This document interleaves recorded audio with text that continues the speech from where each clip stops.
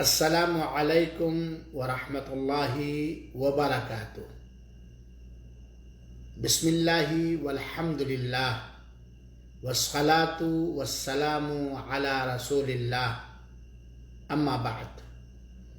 अऊज़ु बिल्लाहि मिनश शैतानिर रजीम। बिस्मिल्लाहिर रहमानिर रहीम।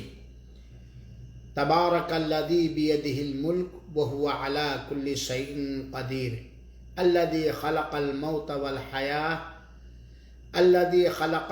वल हयात लियब्लुवकुम अय्युकुम अहसनु अमला। मेरे बंधुओं, प्रिय मित्रों और आदरणीय सुनने वालों, आज मैं आपकी सेवा में उपस्थित हुआ हूँ एक चेतावनी देने के लिए।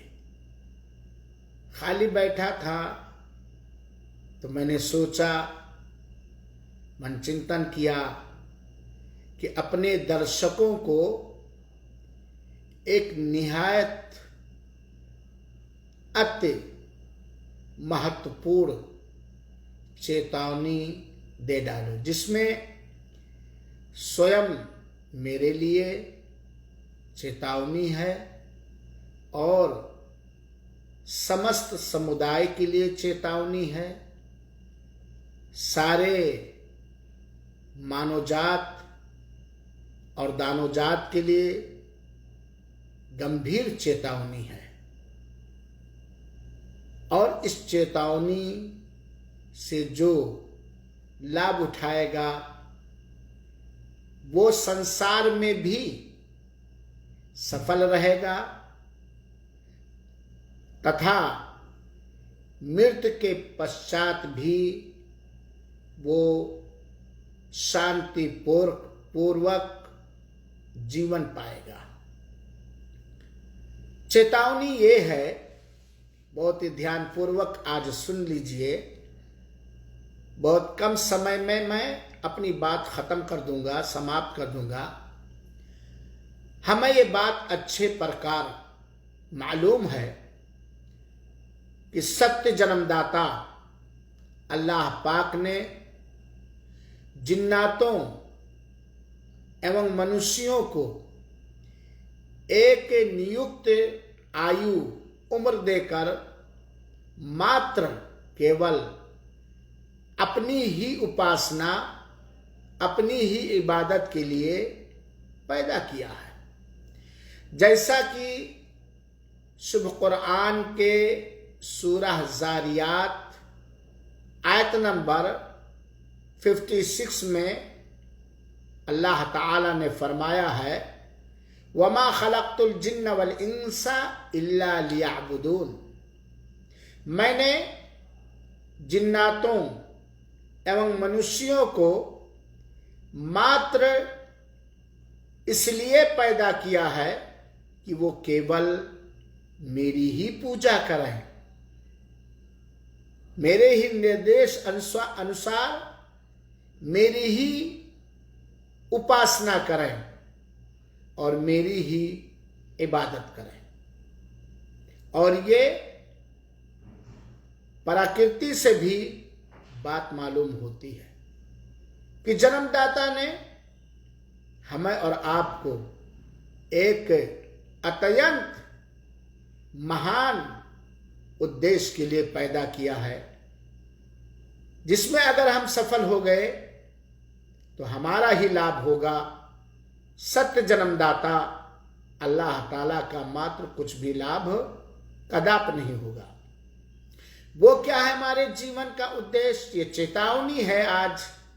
हमारे जीवन का उद्देश्य सौभाग्य प्राप्त करना, अल्लाह ताला की उपासना करके उसे प्रसन्न करना और अल्लाह ही की पूजा, उसके मार्गदर्शन के अनुसार, निर्देश अनुसार उसकी पूजा करना। अल्लाह ने जीवन एवं मृत्यु बनाया है? क्यों अल्लाह ताला ने जीवन बनाया, मृत बनाया? इस प्रश्न का उत्तर ये है कि मेरे आदरणीय दर्शकों, मित्रों, भाइयों, बहनों, अल्लाह ने जीवन बनाया है, मृत बनाया है हमारी परीक्षा के लिए। ये जीवन और मृत अल्लाह ताला ने जो बनाया है, हमें जीवन प्रदान किया है और उसके बाद एक नियुक्त समय के पश्चात हमें मृत्यु आएगी जब अल्लाह की इच्छा होगी। तो ये इसलिए बनाया है कि अल्लाह ताला हमारा और आपका टेस्ट ले, परीक्षा ले, जबकि हमें ये ज्ञान है, हमारा ये आस्था है कि अल्लाह ताला सत्य जन्मदाता, सत्य पालनहार, हर एक के कथनी और करनी के बारे में ज्ञान रखता है। उससे कोई चीज ढकी और छिपी नहीं है। तो जीवन और मृत्यु को बनाया है हमारी परीक्षा के लिए। मौत को इसलिए पैदा किया है कि हमारी परीक्षा ले कि हम में से शुभ कर्म, अच्छे कर्म कौन करता है तथा वो प्रभावशाली एवं क्षमा करने वाला है। हमारा परीक्षा ले कि हम में से कौन कुकर्म करता है, अशुभ कर्म करता है, अल्लाह ताला का अवज्ञा करता है। इसी परीक्षा के लिए अल्लाह ताला ने जीवन एवं मृत्यु को बनाया और परीक्षा अनुसार जैसा हम परीक्षा में, अल्लाह के परीक्षा में मृत्यु के पश्चात हम सफलता पाएंगे या असफल होंगे, उसी के अनुरूप, उसी के अनुसार अल्लाह ताला फल देगा, या तो स्वर्ग और या तो नरक, या तो दया या तो दंड तथा प्रकोप। और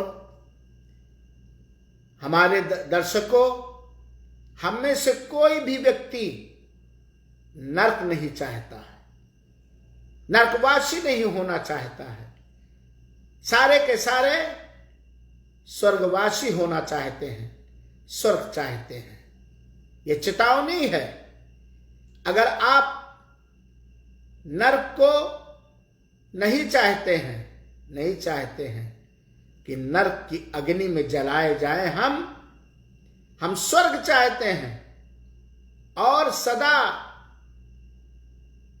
हम सुख भरी जीवन चाहते हैं, संसार में भी और मृत्यु के पश्चात भी। तो जिस उद्देश्य के लिए अल्लाह ताला ने हमें और आपको उत्पन्न किया है, पैदा किया है, हमारे जीवन का बेहतरीन प्रबंध किया है, जीविका के लिए बेहतरीन प्रबंध किया है,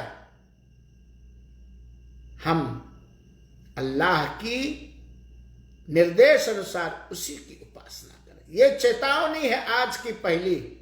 अल्लाह ताला पर विश्वास करें, उस पर ईमान लाएं और अल्लाह पर विश्वास तथा ईमान के अनुरूप हमारी कथनी हो, हमारी करनी हो तथा अपने शुभ कर्म का अच्छे से अच्छे फल का, सवाब और पुण्य का अल्लाह ताला से आशा हो। प्रिय मित्रों, अल्लाह पाक ने अपने शुभ कुरान तथा अपने निकटतम करीबी महान आदरणीय मोहम्मद सल्लल्लाहु अलैहि वसल्लम के द्वारा सत्य असत्य, नेकी बदी, पुण्य तथा स्वर्ग एवं नरक के मार्ग भी बयान कर दिया है। ये अल्लाह का अत्यंत दया है, जो अत्यंत कृपालु है, कि स्वर्ग का मार्ग क्या है तथा नरक का मार्ग क्या है, सत्य क्या है, असत्य क्या है।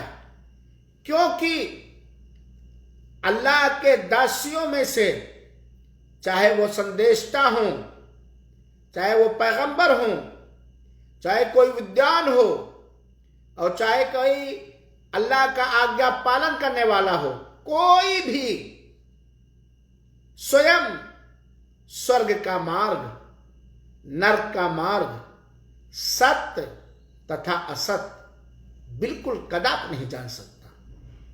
इसका संपूर्ण ज्ञान मात्र उस अल्लाह ताला का है जिसने नीला गगन, आसमान बनाया, पृथ्वी बनाया, समुद्र बनाया, सूर्य एवं चंद्र बनाया, नाना प्रकार की रचनाओं को रच दिया, जिसमें हमारे लिए एक चेतावनी है। तो अल्लाह ताला ने शुभ कुरान के अंदर सत्य और असत्य को स्पष्ट कर दिया, स्वर्ग के मार्ग को और नरक के मार्ग को स्पष्ट रूप से बयान कर दिया है। इसलिए अगर कोई स्वर्ग का मार्ग जानना चाहे, नरक का मार्ग जानना चाहे, उस करनी को जानना चाहे जिस करनी के फल में नरक में जाएगा, उस करनी को जानना चाहे जिस करनी का फल स्वर्ग है, शुभ कुरान पढ़े, शुभ कुरान पढ़े, मन चिंतन करे, उसके बारे में ध्यान दे, उस पर ईमान लाए कि अल्लाह की ओर से अवतारित किया हुआ एक चमत्कार, सबके संदेशता आदरणीय मोहम्मद सल्लल्लाहु अलैहि वसल्लम के लिए एक चमत्कार है, जो जीवन का सिलेबस है, जो जीवन का सिलेबस, बल्कि कह लीजिए ये एक जीवन के लिए बेहतरीन अल्लाह की ओर से अवतारित किया हुआ एक नियम, एक विधि है। और अगर कोई नहीं जानता अरबी भाषा पढ़ना, तो उसे उसका कम से कम अनुवाद पढ़ना चाहिए। सत्य को जानने के लिए, असत्य को जानने के लिए अंतिम संदेशता के मार्गदर्शन और निर्देशों को उसे जानना चाहिए।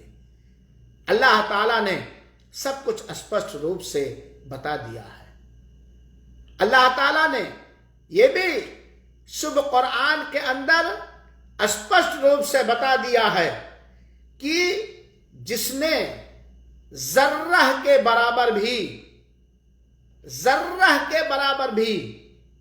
पाप किया होगा, वो भी उसे देख लेगा मृत्यु के पश्चात, महाप्रलय के दिन। और जिसने जर्रा के बराबर पुण्य किया होगा, शुभ कर्म किया होगा, अल्लाह को खुश करने वाला, प्रसन्न करने वाला कर्म किया होगा, उसका भी फल देख लेगा। क्योंकि अल्लाह ताला अत्याचार को नापसंद करता है, अत्याचार से अप्रसन्न होता है और अत्याचारी से भी अप्रसन्न होता। अल्लाह के यहां न्याय है, अन्याय कदापि नहीं है। देख लीजिए, अगर अल्लाह के यहां अन्याय होता तो आज संसार के अंदर जो भी संकटें हैं उससे कहीं ज्यादा संकटें होती। अल्लाह के यहां न्याय है।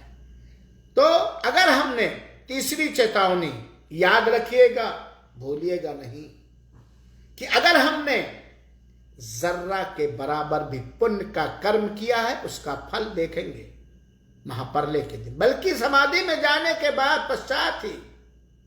और अगर जर्रा बराबर पाप का काम किया है, कुकर्म किया है, अत्याचार किया है, तो भी देख ले। और सबसे बड़ा अत्याचार, भ्रष्टाचार, अन्याय ये है कि अपने सत्य जन्मदाता अल्लाह ताला पर दृढ़ विश्वास ना करना, उस पर ईमान ना लाना, उसके प्रिय धर्म इस्लाम धर्म को ना मानना, ये सबसे बड़ा भ्रष्टाचार और अत्याचार है।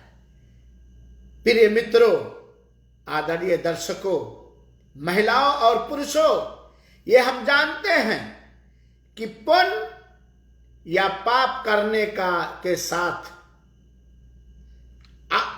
हम ये जानते हैं कि पुण्य तथा पाप करने का स्थान संसार ही है। संसार ही के अंदर जब तक हम और आप जीवित हैं, पुण्य भी कर सकते हैं, पाप भी कर सकते हैं। अल्लाह ने बता दिया पुण्य और पाप, और आजाद छोड़ दिया, ये इख्तियार दे दिया, चाहो पुण्य करो और चाहो पाप करो। लेकिन पुण्य और पाप करने का स्थान मात्र संसार है। पुण्य का फल मीठा लाभदायक होता है। पुण्य का, शुभ कर्म का फल सदैव मीठा होता है, लाभदायक होता है। और हम जैसे लोग जिसको अल्लाह ताला ने बुद्धि प्रदान किया है, इस बुद्धि द्वारा जो भी समझ दिया है, हमें जानते हैं पाप का फल कड़वा, तीखा तथा नुकसानदेह, हानिकारक होता है। और यह भी हम जानते हैं जैसी करनी वैसी भरनी। और यह भी हम जानते हैं कि बोया पेड़ बबूल का आम कहां से खाए। और यह भी हम जानते हैं बिन करनी बैकुंठ नहीं और बिना तपस्या राज नहीं। मृत्यु के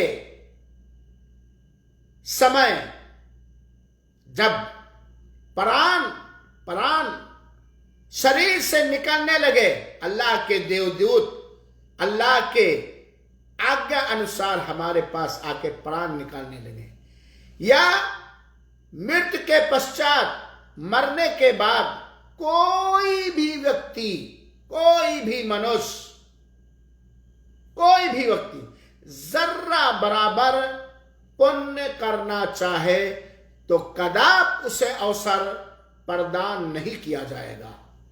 उसे कदाप अवसर नहीं मिलेगा, चांस नहीं मिलेगा।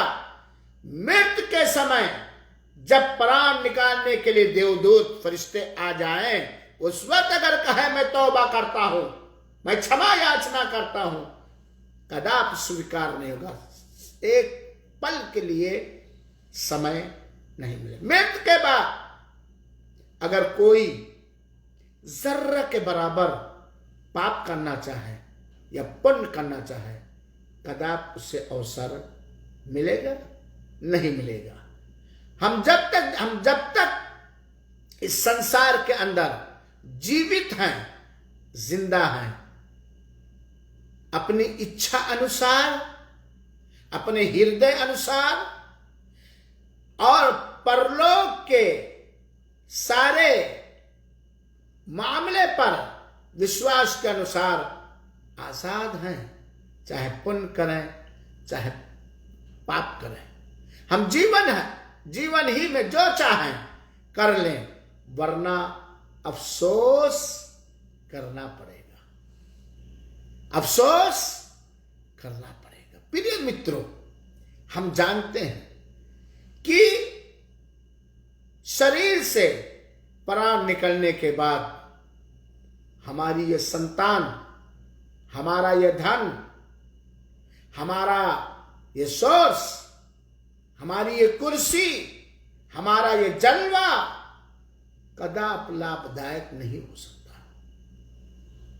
हानिकारक होगा अगर हानिकारक वाला काम हमने किया है।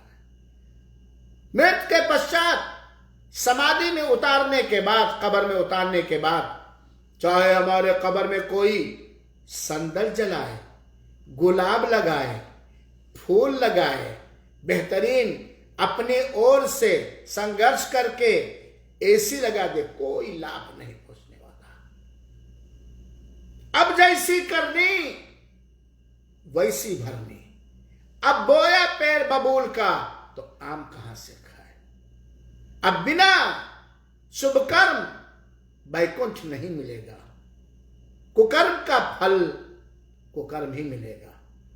अल्लाह ताला न्याय के साथ हर एक का लेखा जोखा करेगा। मेरे मित्रों और साथियों, हमें ये 3-4 चेतावनियां जो हमने बतलाया है, इस पर हमें ध्यान पूर्वक गौर करना चाहिए, ध्यान देना चाहिए, और हमें सदैव ये चिंतन होना चाहिए, ये फिक्र होनी चाहिए कि हम किधर जा रहे हैं, क्या कर रहे हैं, क्या करने के लिए अल्लाह ताला ने इस संसार के अंदर उत्पन्न किया था, और हम क्या कर रहे हैं।